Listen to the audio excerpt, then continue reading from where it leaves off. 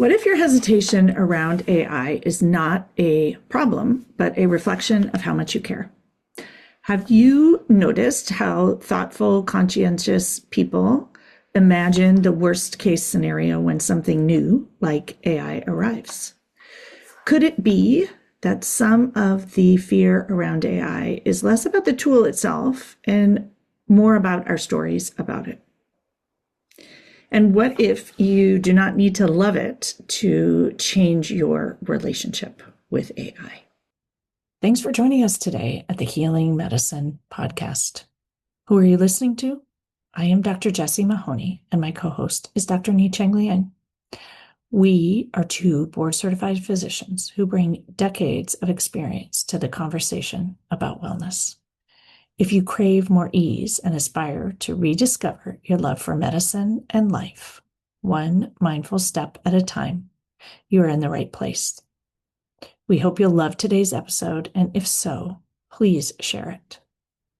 A reminder that nothing in our podcast is medical advice.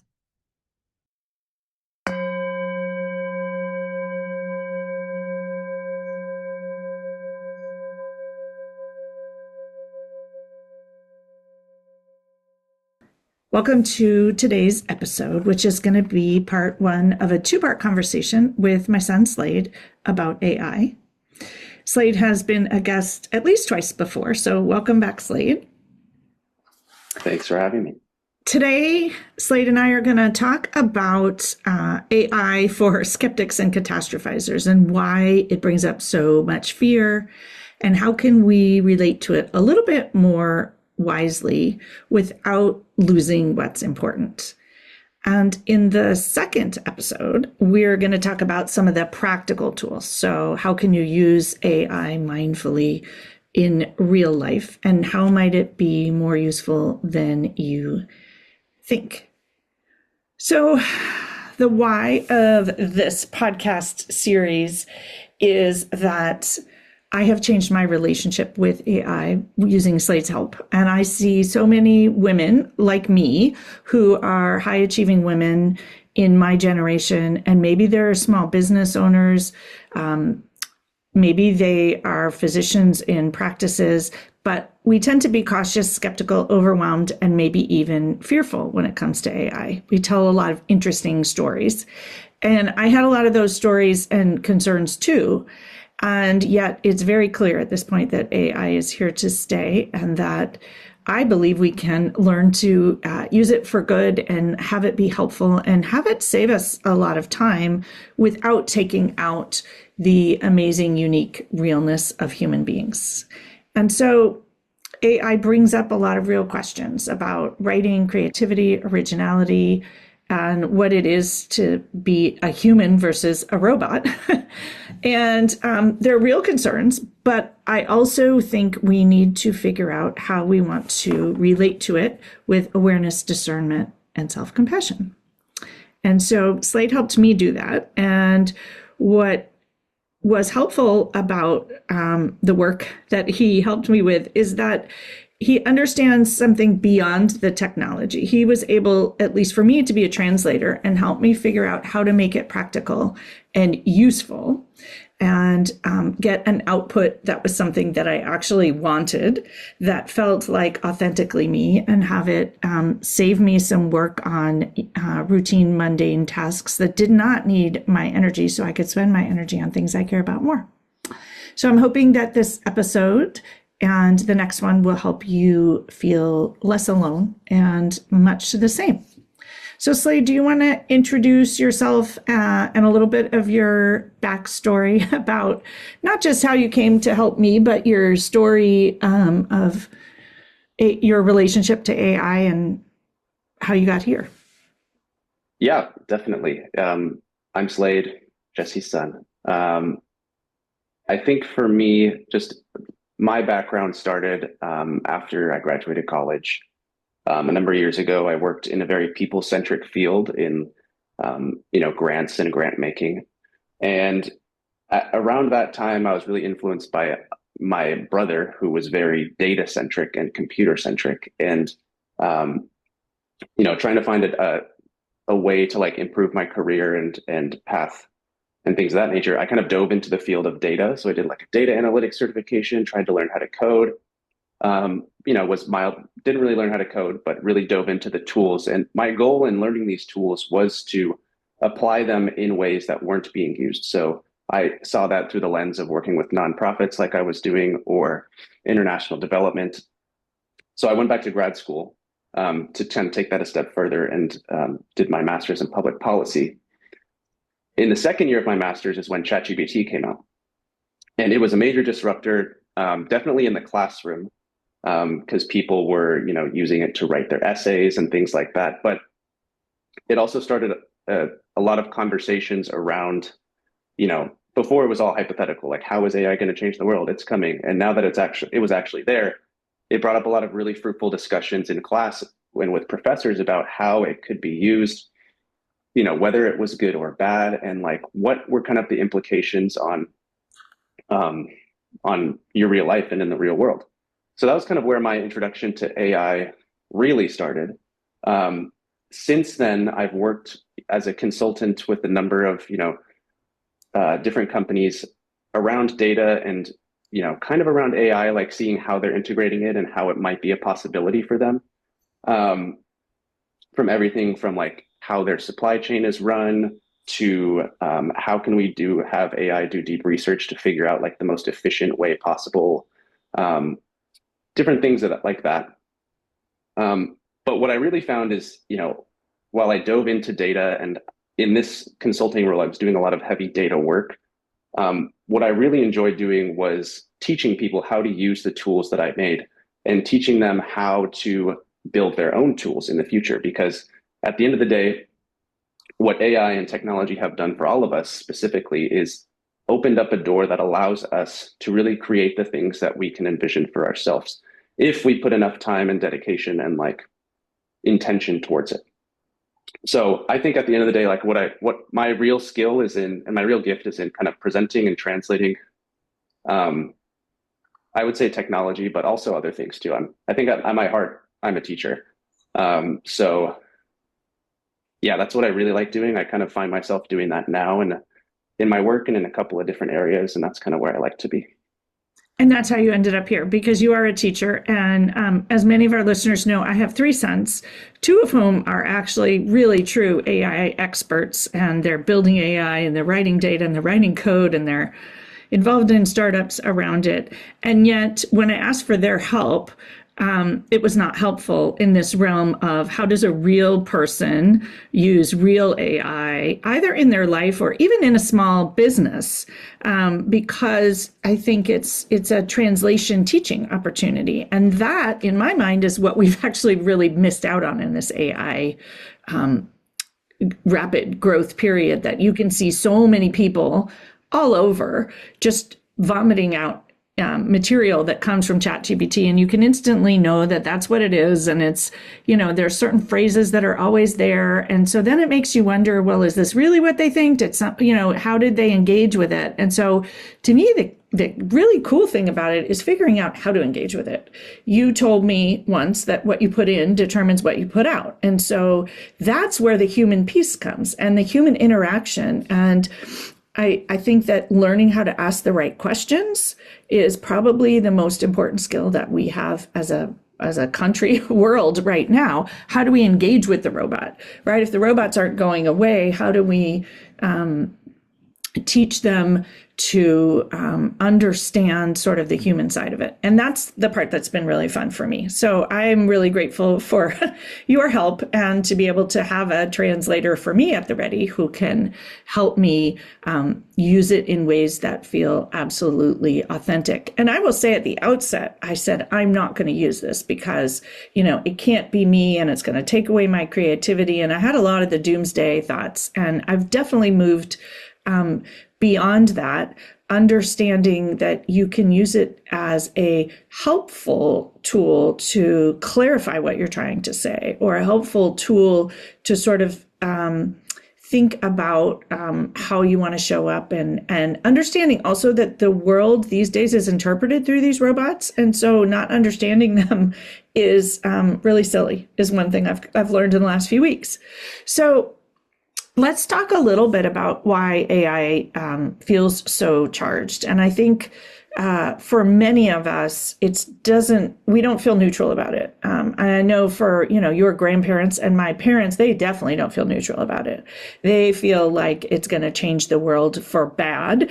And, is it actually competence, and is it relevant? And how do we make sure that it doesn't do terrible things in the world? And I've heard things like, even in our own house, the Ivy League trained English major says no one will be able to learn to think or write anymore, and that there won't be any creativity and originality, and that will decrease over time, and a lot of conversations about jobs and roles that will go away, and that maybe communication and learning will be shallow or will be dependent on something. I just hear so many doomsday scenarios. So do you want to comment on your take on this as someone who maybe has a different perspective? Yeah, definitely. I think all of the things that you mentioned are absolutely valid concerns, and definitely part of how we are going to have to navigate this future with artificial intelligence. Jobs will likely go away. Creativity, in some measures, may go away, but in my opinion, I actually think it will be improved and increased because of AI, or not because of it, but maybe like because of the repercussions of what that means for society. But I think just taking a step back, one thing that I found really helpful to just center myself is my wife gets this Substack from a philosopher who kind of puts people into, or you can place yourself into like 4 different categories of how you view AI. One, you're an AI optimist. You think AI will transform everything for the better. The upside is unlimited, and the world will change extremely fast. You can be a pessimist or kind of a doomsdayer, where AI is an existential threat. It can end humanity as we know it. We need to shut it down immediately. I would say that's where my grandparents lie. I think most people lie somewhere in the skeptics or realists category. So if you're a skeptic, you think it's mostly hype, it's a bubble, it's probably not nearly going to be as transformative as people claim. And I place myself more in the realist category, although sometimes a skeptic. I do think there are certain tools that are way overhyped in terms of how they're going to transform society. But a realist, I would say, is someone who kind of acknowledges the real opportunities and the real risks and can really cut through the hype in both directions. So really focusing on what actually works and what doesn't. But from another perspective too, I think there's so many different types of AI that's out there that like, even if you think, oh, I'm never using AI, AI is not for me, you're probably already using it. Technically, AI is the algorithm that recommends what Netflix show you should watch next. And that's because it's learning from your choices. Mm-hmm. And it's learning from your preferences and who you are. Mm-hmm. The ads that you see on your Instagram feed are different than the ads that I see. That's using AI as well. Mm-hmm. Now, do I think this is all good or bad in terms of that? I don't know. I don't really like the targeted ads, but that's just me. Yeah. That would be considered, though, more narrow AI. So that's kind of like recommendation algorithms, autocorrection too on your Word or on your when you're typing in Microsoft. That's also technically AI. So you've already been using AI for years, technically. Yeah. The newer forms are kind of generative AI, where AI is making videos or writing content or producing something. That's kind of what everyone's talking about these days.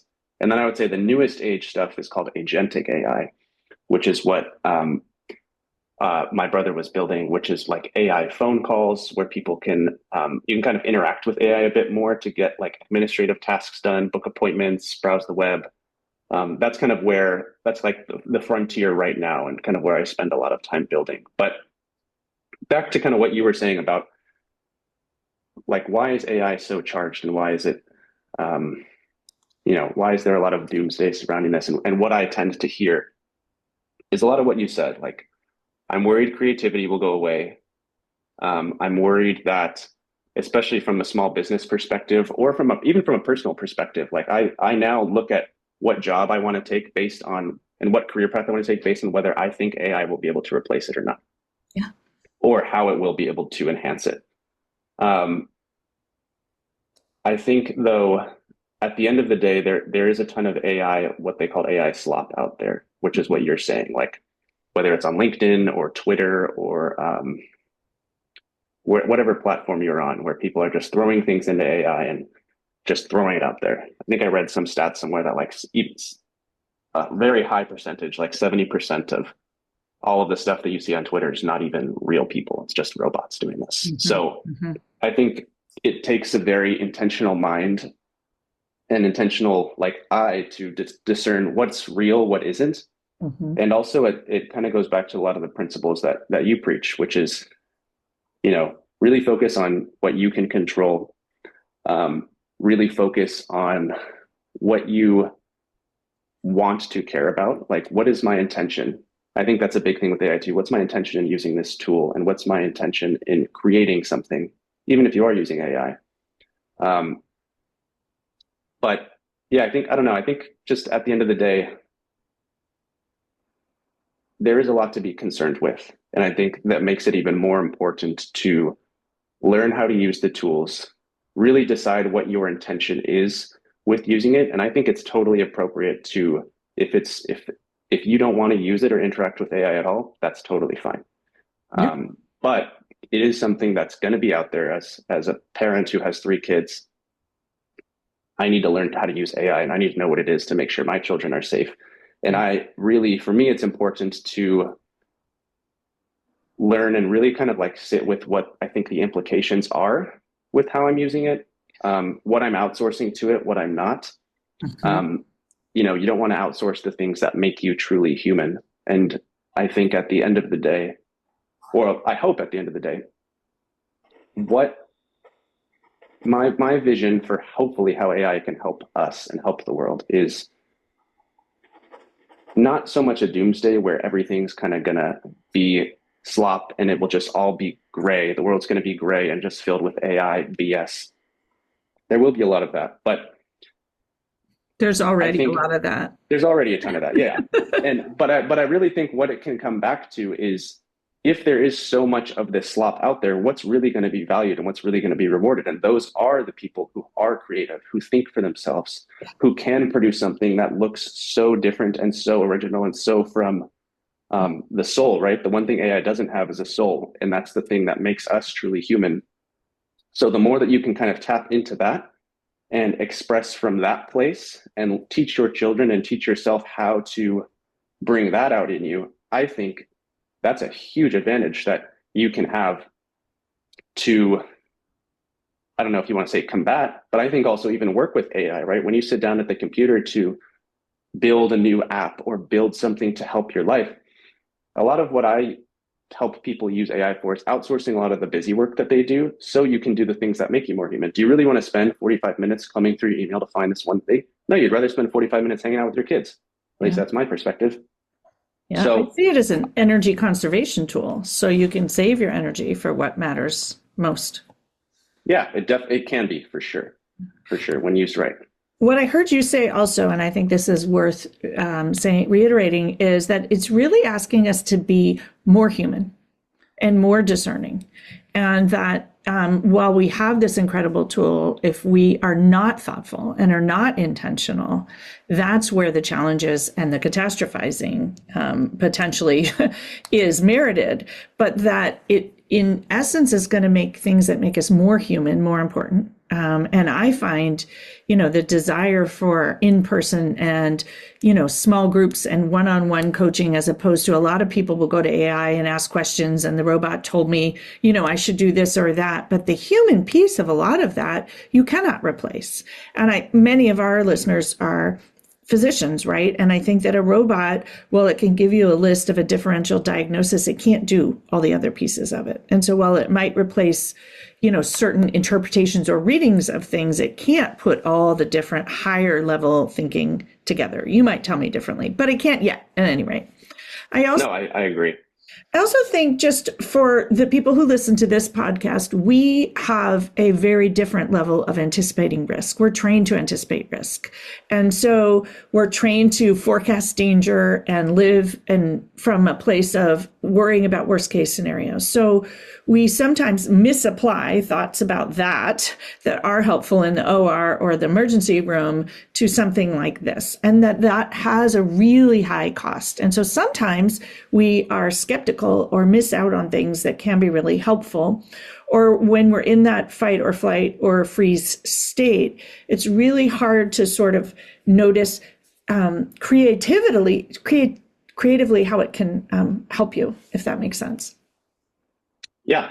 I think you bring up a good point, which from me knowing you, you are more of a risk averse person. And I think from what you've told me, that's kind of the general physician mindset. Yeah. We were trained. And for my friends who are learning to be physicians too, are, I would say, in the same boat. Right. Because you're trained to kind of check all the angles. The ones that you have friends who have actually just gone to medical school and just finishing residency, are they more risk averse now than they were when they started? Or did they start that way? That's a good question. I would say for the friends that I know, it's kind of like inherently who they are. Yeah. I do think, so some of it's trained, some of it attracts that type of person. So it's probably a little bit of both.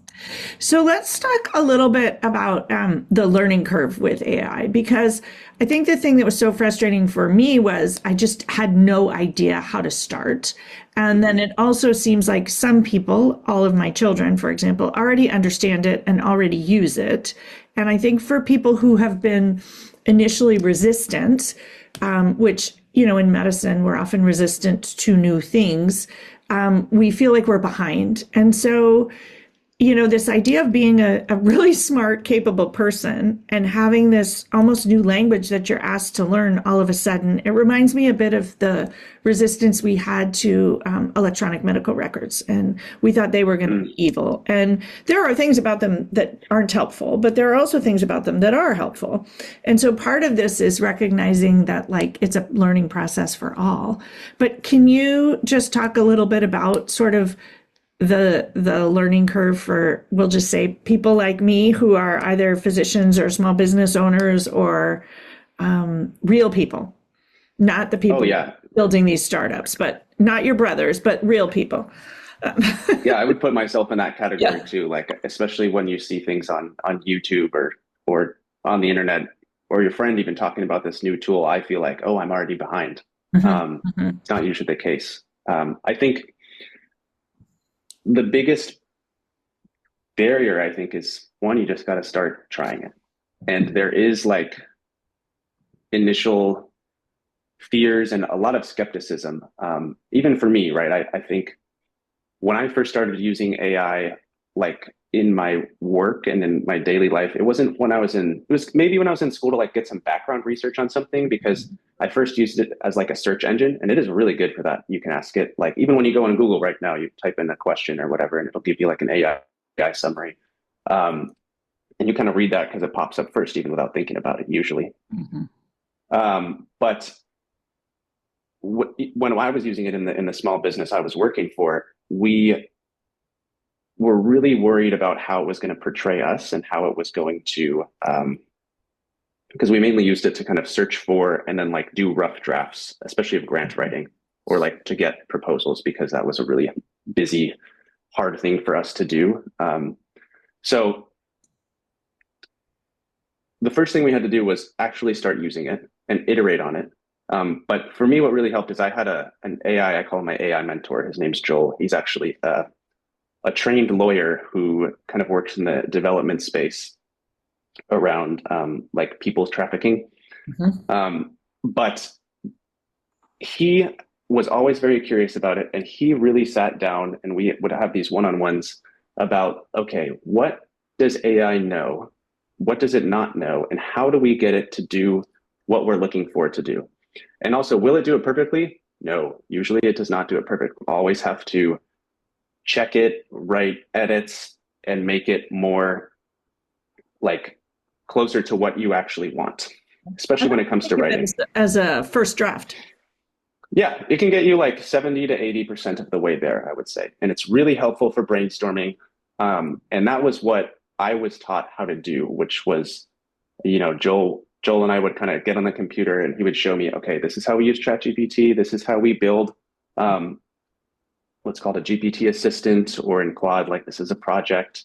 I'm going to And interrupt you for a second yeah, and say, I didn't know that you had someone who helped you. And oh so yeah, I just want to point out that all of us need someone, even, in the younger generation, like everyone has not just, they didn't wake up knowing this. It's not like being a toddler learning a new language. Almost everyone is engaging with somebody who as a mentor or a support person. So I feel even better about needing support. oh yeah. I kind of just pass along at the foundation of what I do is I pass along the frameworks that Joel gave me. Yeah. And I've obviously like grown and done my own research and done that. But from a core standpoint, yeah, it was him who taught me the real basics and the real like important foundations of this is what this is what AI can do, and this is what it can't do, and this is what it knows about you. But a lot of what you need to tell it is, or a lot of what you want it to do, like you need to tell it. Like it doesn't know who you are, it doesn't know your background, it doesn't know your intentions with what you're trying to do.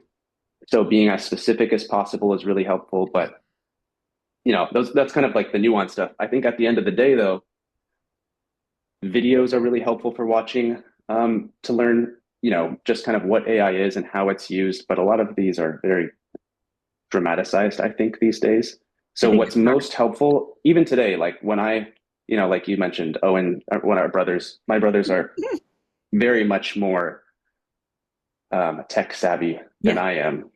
The most useful thing I've found for learning new technologies and even learning a new language is sitting down with somebody else who knows it best and having them teach me. And I think from me learning from Joel, that was a really good perspective because I'm a much more technical person than he is, but we were both thinking about how we could use AI in a similar way.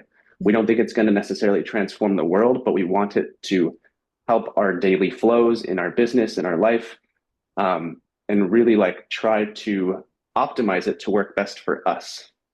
I'm recognizing that that's actually one of the reasons why your help has been helpful, because you know me and you understand, about what I do, and you understand the way I think, and you understand what I value.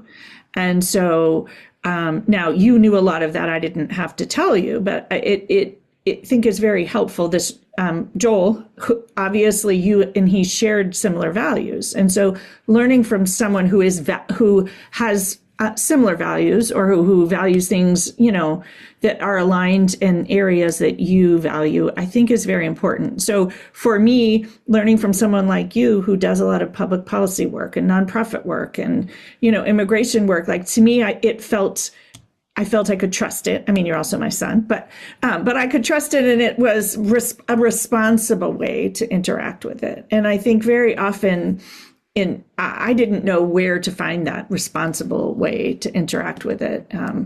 And boy, I can see a future. You should put this on your next future role, but like how to teach parents how to teach their children how to interact with it. We didn't teach parents how to teach their children how to use phones, and maybe we should be doing this up front. Or the internet too. Or the internet, right? Like that has never happened, and we probably should be doing it at the outset before we kind of do things as a reaction after it's spread all over and caused all the problems. Well, now how do we, take away their phones? My thought is, how do we teach this as part of responsible parenting? So that could be your next future endeavor. Yeah. So I'm just wanting to wrap up this episode with kind of this idea of an offering of a grounded way to relate to AI and artificial intelligence, and it not having to be like an all or nothing. It's not good or bad.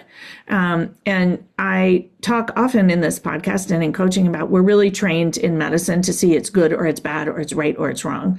And instead asking what I often call helpful questions, which give you helpful answers. So the question might be, how do you want to relate to AI in a way that is aligned with your values? Or how can you use it to manage your energy in effective ways so you have the energy for what matters most? 3 children under 3, for example. And I think that this idea of really thinking about how you want to engage with it, and then what support do you need to do that, is a really more thoughtful approach. I'm going to end with a couple of reflection questions, as we do. And give you a chance, Slade, to share anything else you want to share kind of at the end of this episode, and then we'll move on to next week. You will get to hear about practical uses and mindful, thoughtful, actual use of the robots. So some reflection questions just as we're ending is thinking about the fears that come up for you when you think about AI, and how might you begin to shift from catastrophizing into discernment, and where are you resisting as opposed to showing up with curiosity, and how might you be less urgent and less judgy and more curious. So this episode is really to acknowledge all the feelings that come up with AI. And in coaching and in mindfulness, we always start with those feelings. If you don't acknowledge them, there's no way to change your relationship with it. And so the conversation today is to really think about what are those feelings, whether it's cautiousness, skepticism, overwhelm, judgment of yourself for doing it wrong. And how can you be aware of your stories and aware of how you feel so you can potentially develop new stories. Maybe you can decide that you're going to have a wise and thoughtful response to this, I don't know, complex moment in history, and that you can choose the energy that you want to bring. Do you have any final words you want to offer at the end of this episode?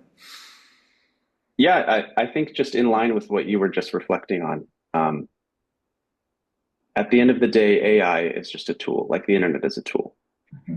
How we interact with it depends on slowing down and asking ourselves the right questions and really defining for ourselves, how do we want to interact with this tool and how do we want to show up in the world, in our world.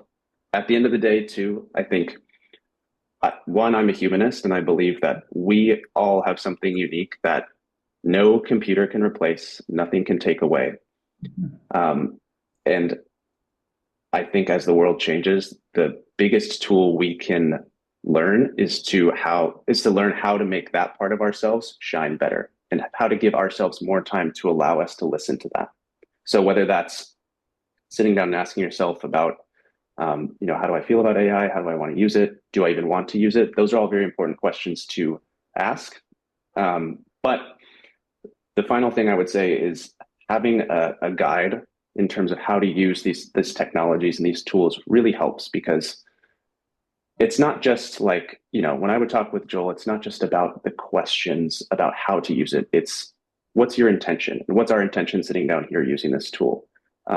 Or just working through a lot of the fears, like, well, I don't want it to do this. Can it do this? Like, there's no AI tool that's coming for physician jobs, because I think what physicians do, number one, and what a lot of what humans do in the day-to-day is we use our emotional intelligence and our heart-centered and our soul to read and diagnose and interact. And there's nothing that can replace that. So don't worry if you're a doctor, AI is not going to replace you. That's impossible, I think. I think that you are an extremely well-coached child of mine, because you just mentioned all the things that I talk about here. And what's really interesting is it's that same lens of bringing a strategic, thoughtful, slowed down, intentional approach, getting out of your fight or flight or sympathomimetic storm, which is that catastrophizing, and really leaning into how you want to show up. And you mentioned heart-centered, right? Focusing on what you want to bring to the world and letting this be a tool that helps you do that. And it doesn't have to take away from it if you know how to use it. And I think this other idea of, you mentioned really this coaching mindset of being thoughtful about how you want to show up. That's a question I pose all the time. Well, how do you want to show up for that? This is a circumstance that is unchangeable and is just happening, has already happened. And so the real question is not what terrible things are going to happen, but how do you want to show up for it? How do you want to interact with it? And what kind of relationship do you want to have? So with that, we'll close our conversation for today. I really encourage all of you to tune in next week for part 2 of this episode. And in the meantime, pause and take some deep breaths and enjoy the mindful moment after the singing bowl. Thanks for listening. If our message resonates, we'd love to connect further. Join us for coaching, mindfulness experiences, workshops, and retreats. Invite us to speak at your institution or conference. When you work with us, you don't just consume information, you create real change. Find me, Chang Liang, at Awakened Breath and Jessie Mahoney at Pause and Presence.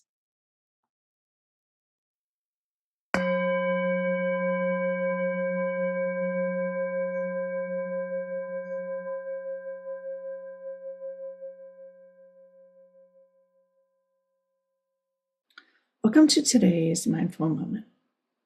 A moment to reflect on how you feel mindfully about AI and change.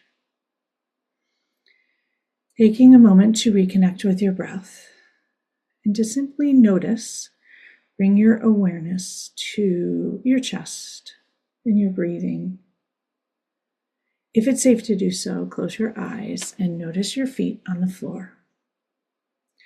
And I invite you, if it's safe, to bring hands to heart, one atop the other. Press the bottom hand into the heart space beneath you. Enjoy the skin to skin of the top hand. And for a moment here, draw your awareness to how you feel about change and even the words AI, even the words ChatGPT or Claude. How do they make you feel? Notice if you have a little throat tightening or chest tightening, or maybe you have excitement, maybe you have relief, maybe you're not sure, feels tenuous, unknown. Whatever it is fine.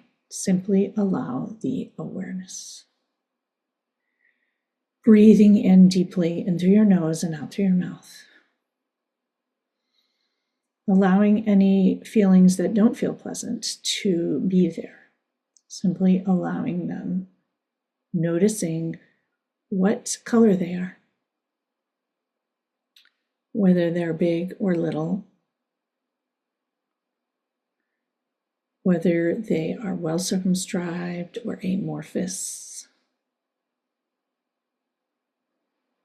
See if you can let them move up or down. See if you allow it rather than trying to contain whatever it is. And if it's an amazing feeling, let that travel all around to your toes, to your fingertips, playing with this idea of allowing the feelings to move as you breathe deeply. And exhale. Do you notice any softening? Once again, noticing areas of tightness, clogging, pressure, colors that don't feel friendly or do feel friendly. Taking in huge deep breaths, pouring the oxygen in, noticing your chest rise and fall, simply allowing whatever is to be there. No rush to change it. Pausing and being present with it.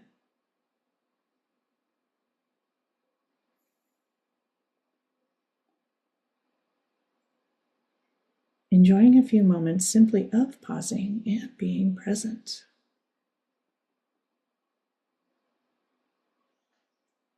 And inviting this idea that maybe things aren't exactly as they seem at first look.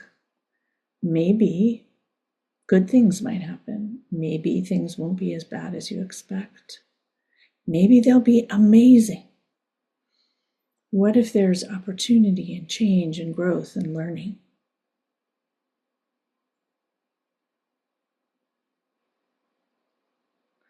What if you have no idea what the world will look like in 10 years? And maybe it won't be bad. Maybe it will be good.